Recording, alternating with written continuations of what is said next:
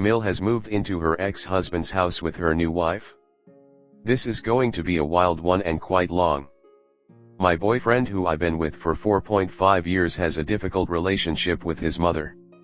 Throughout our relationship I've tried to remain as positive as possible about her to try to counteract the bitterness that comes from him.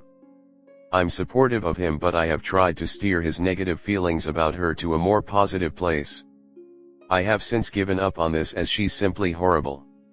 She cheated on my BF's dad with another mum at his school. She then divorced him and moved out the house. Key information for later is that Phil is a very passive and quiet man and suspected to be autistic. He always sees the best in people and avoids conflict at all times. As a result, somehow in the divorce, they ended up still both owning the house, despite my Mill no longer living there and buying her own house. She never paid mortgage repayments or child support as she was busy setting up her, at the time, unsuccessful business and not earning enough. This business is co-owned with her now wife.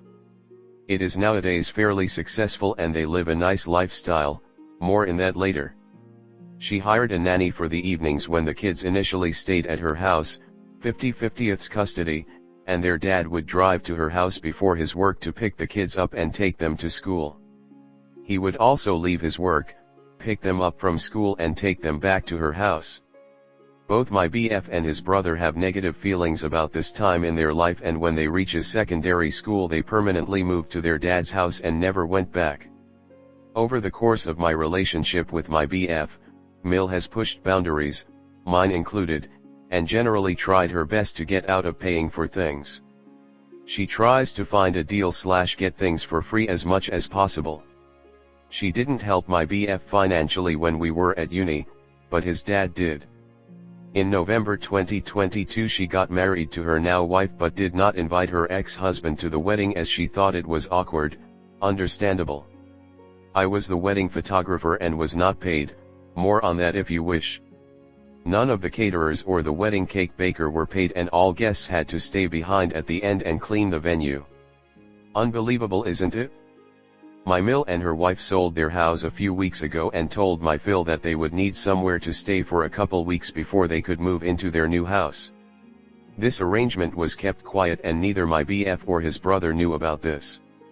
My BF then gets asked by her to come move out his stuff from his childhood bedroom so that his dad has a space to WFH. He got there and found her outside with a skip.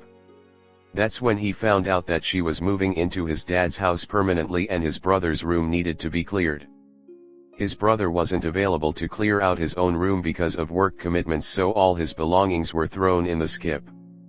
My BF didn't move out all of his stuff from his own room, just gave the room a clean and tidy. He made space for his dad to work. It then turns out that his room is not being used by his dad but actually by his mum for her WFH. His brother's room is now his mum's and her wife's. She has now said that she'll be renovating the house as a favor to my BF's father and a thank you for letting them live there. My personal belief is that she's planning on renovating and then selling. Me and my boyfriend have just bought our house. She never has asked any questions, asked for photos, nothing. When we initially told the family group chat, the dad is also in this GC, that we completed on the house, she left us on read for hours. Everyone else including her wife responded. She then just sent congratulations. We haven't heard from her since. There are more details, so please ask away in the comments. We have no idea what to do. Both my BF and his brother are distraught. I'm so angry at her and I feel she is taking advantage of their father. Comment. I can't understand why Phil allowed Mill, who cheated on him, to move in with her new partner. It must be horribly uncomfortable for him unless he was lonely and decided that it would be better than living alone. I hope Mill intends to pay 2/3 of the utilities and home maintenance, because doing otherwise is using Phil and taking advantage of his kindness. Your Phil is about to be screwed again. Or still, she is going to renovate the house and kick him out. Your Phil needs a good lawyer before he loses his home and gets nothing from it. It's not his house though, he can give an opinion, but that's about it. I think they need to sell the house, or buy dad out, and he can get a smaller place for himself. Next story 2. Getting tired of Mill constantly demanding to see us. My fiancé and I have been together 6 years, we are getting married in September, which I'm excited about. My fiancé has a very difficult mother. She can be nice in a superficial way, but she can also be a total psychopath. She has zero boundaries, and unfortunately my fiancé has zero spine when it comes to her demands. She pretty much demands we see her every weekend, and I have politely told my fiancé that we also have a life and should be able to spend time without his parents every weekend. My fiancé also does not have a close relationship with his mother. He has said to me he fantasizes about her being on her deathbed and him saying everything he never could to her. She has done a lot of insane stuff, from calling my fiancé's therapist during a session to yell at him and try to tell the therapist anything my fiancé told the therapist about her was a lie. This was when he was in his 20s, to melting down at our New Year's Eve party because my fiancé made a joke about not having siblings, which she took as a personal insult, and started melting down about a miscarriage she had 30 years ago that she never got over. She will bring that up anytime any argument gets heated. Anyway, she is now calling my fiancé every week to talk about nothing. She just wants to know what we're up to and try to trap us into seeing her. I have told my fiancé I don't have to talk to her weekly or see her weekly, but he insists on following me with his phone with her on speakerphone while she just talks at us for 45 minutes. Every call and time we see her is the same, which is her talking about our wedding non-stop, and it's always the same conversation, which usually goes, "I must be so excited for marrying her son. I love my fiancé," but apparently she thinks it's all about him and only him. He is an only child, and she is both obsessed with him and thinks he's amazing, but then will quickly turn nasty when he doesn't do what she wants, and she'll bring up every past transgression he's ever done. She also keeps trying to pay for wedding-related items because she is upset/embarrassed that my family is very graciously paying for the wedding reception. She can't afford to pay for those things.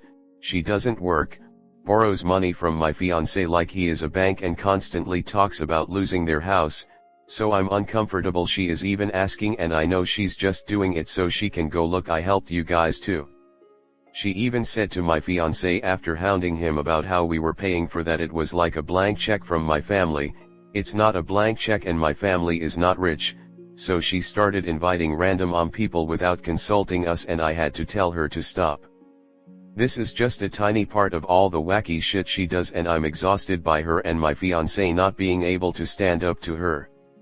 I've had multiple conversations with my fiancé about this, and he says he agrees, but then he'll still commit us to seeing her without telling me we're planning in seeing them. I'm at my wit's end here with my weekends being planned for me. How would you approach this with your partner? Comment. I would postpone the wedding. Stop all wedding planning until your fiancé can stand up to his mother. Yep. Unless you want to write another update in a year from now. Mill demands to see baby every week, doesn't take no for an answer. Husband doesn't want to get in the middle as it usually goes. And this is exactly where I am currently. I ignored red flags surround my mother-in-law and husband, and now I'm pregnant with a mother-in-law requesting to see us weekly, sometimes more than once a week, and a husband who can't say no to his mom, and it's a very lonely, suffocating and stressful position to be in. I feel like this is such a major cause of divorce/tension in marriages. A graceful Mill has to be able to respect that her son has a new family, and that comes with the fact that they no longer call the shots. My husband asked me yesterday while on the phone with my Mill when I would be comfortable with them visiting the baby. I said 2 months and it was no problem. He happily continued the conversation, and his mother said no problem, as well. And that was that. I spoke to him later asking if he thought that was too long, and he literally said, "I thought you'd want 6 months. Whatever you are comfortable with is what we'll do."